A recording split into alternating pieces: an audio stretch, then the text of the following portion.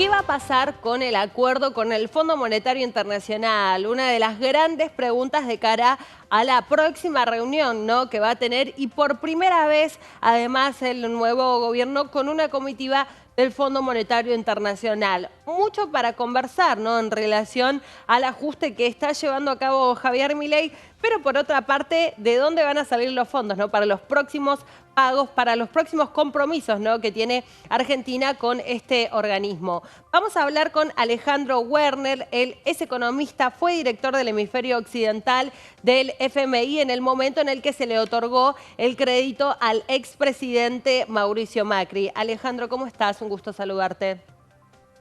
Muy bien, Rocío. Muchas gracias por la invitación.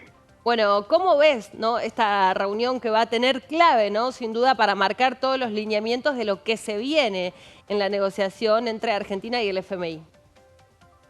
Claro, como tú mencionas, digo, esta reunión es la segunda reunión que tienen los funcionarios del fondo con el gobierno del presidente Milei, ¿no? Recordarás que el presidente Milei estuvo en Washington y ahí no fue el presidente, pero sí fue el ministro de Economía, Luis Caputo, y creo que el jefe de gabinete, que se reunieron con los funcionarios del fondo. Yo creo que hoy ya, con los anuncios de los principales objetivos que tiene el programa macroeconómico de Javier Milei, van a tener una reunión mucho más concreta para poder avanzar rápidamente en el programa, que es básicamente tratar de revivir el programa anterior que está caído por todas las desviaciones que se llevaron a cabo en los últimos meses, digamos, por la conducción básicamente sin el objetivo de cumplir con el programa. Fue más una conducción con un objetivo muy político de cara a la elección, y entonces van a tener que rehacer las metas, van a tener que ponerse de acuerdo en los parámetros macroeconómicos, digamos, la expectativa de inflación, la expectativa de caída de la actividad económica, pero sobre todo sobre más detalles en torno a las políticas públicas, a este ajuste a la política monetaria y Claro. tal vez qué viene después de abril, ¿no? Una vez probablemente en el fondo están pensando estos movimientos de 2% del tipo de cambio mensual, con inflaciones de 30% en diciembre, 25% en enero y lo que tú quieras en febrero y marzo, probablemente no son sostenibles en el mediano plazo. Bueno, ¿cuál es la política monetaria y la política cambiaria después de estas fechas? Mi expectativa es que haya una rápida negociación que le permita a Argentina volver a poner este acuerdo de manera activa y que logren de esta forma acceder a los recursos que el Fondo Monetario le pueda prestar a Argentina para apoyar la balanza de pagos. Bueno, lo político sin duda va a estar en la mesa de debate, ¿no?, con esta reforma, con este DNU, todas estas reformas incluidas. Recientemente, Alejandro, por ejemplo, la judicialización en particular de la parte laboral, hace unos minutos nada más confirmaba el vocero presidencial que iban a apelar ese fallo de la justicia, que dio marcha atrás con lo que se planteaba, ¿no?, en ese DNU. Y allí el concepto que miran desde todos los sectores, la seguridad jurídica, ¿no? ¿Qué tanto va a poder llevar a cabo todas esas reformas? Me imagino que va a ser la misma pregunta que hagan, ¿no?, los representantes del FMI, porque todavía esas normas, ¿no?, o muchas de las cuestiones en materia fiscal no están claras, no están firmes hasta que no se apruebe, ¿no?, este DNU, no pase por el Congreso o la justicia no se expida en relación a los otros sectores. Tienes toda la razón.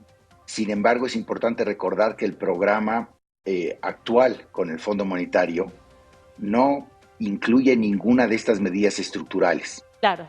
Entonces creo que inteligentemente el gobierno de Milei, en lugar de abrir y negociar un nuevo programa en el cual el Fondo Monetario hubiese querido incluir muchas de estas medidas estructurales en el programa, al negociar sobre la base del programa, sobre la última revisión, digamos, acordada con Sergio Massa, le van a decir al fondo: mira, todas estas medidas nosotros las vamos a hacer porque queremos hacerlas, pero tú ya indicaste que no son necesarias para el desembolso de los recursos. Es que, En lo que nos tenemos que enfocar sí, es en lo fiscal y en lo monetario. claro. Ahí van a tener que dar garantías, como tú dices, que algunos elementos importantes que están en el decreto ya se avanzaron, no tienen oposición o se van a tener que acordar con el Congreso y aprobar por ley y disminuir la incertidumbre jurídica que tú mencionas, pero muchos otros de los elementos del DNU, como los elementos de la ley Omnibus,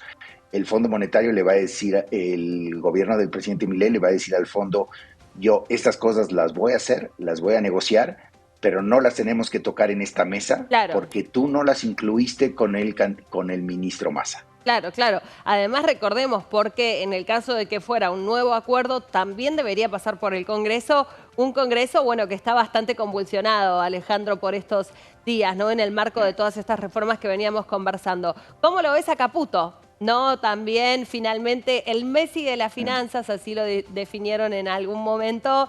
¿Vos qué pensás de él como figura?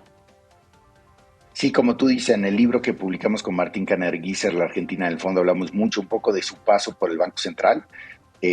Cuando yo estuve en el Fondo Monetario, él fue el presidente del Banco Central por 2 o 3 meses, hubo muchas fricciones, fue una relación, yo te diría desde el punto de vista personal, muy buena, muy abierta, pero desde el punto de vista de visión de política monetaria, etcétera, complicada. Y eso es un poco lo que contamos en el libro. Yo creo que arrancaron muy bien, con anuncios muy potentes, mucho más agresivos de lo que la gente hubiese esperado, realmente marcando que el discurso de campaña del presidente Milei se iba a convertir en política pública, y ahora viene un proceso muy complejo, como tú lo mencionas, de negociación, de implementación de la política pública, y yo te diría, pasando enero, febrero, definiciones mucho más claras, sobre todo en la parte monetaria, como decíamos antes, de cuál va a ser cuáles van a ser las políticas del Banco Central, ¿no? Hoy el ancla más importante, además de lo fiscal, es el tipo de cambio oficial, y la pregunta es, ¿este ancla no es creíble en el mediano plazo y hacia dónde se va a mover? Pero yo te diría, hasta la fecha, los anuncios en torno a los objetivos de déficit público, en el balance, digamos, cuánto del ajuste se logra por nuevos impuestos o por impuestos y cuánto se logra por reducción al gasto. Yo creo que los mercados lo ven dentro de un ajuste muy, muy ambicioso que pocas veces se ha visto, digamos, en la historia de América Latina.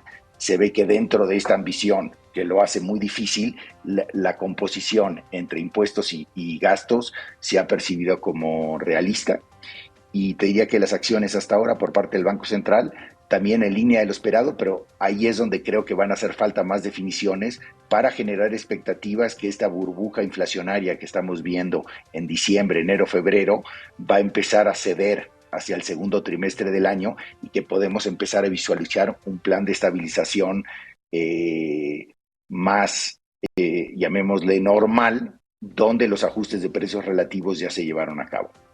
Alejandro, te agradecemos mucho, como siempre, que nos hayas traído tu visión respecto de un tema clave para la Argentina que se viene en el medio, ¿no? También de los primeros días de gobierno todavía de Javier Milei. Gracias.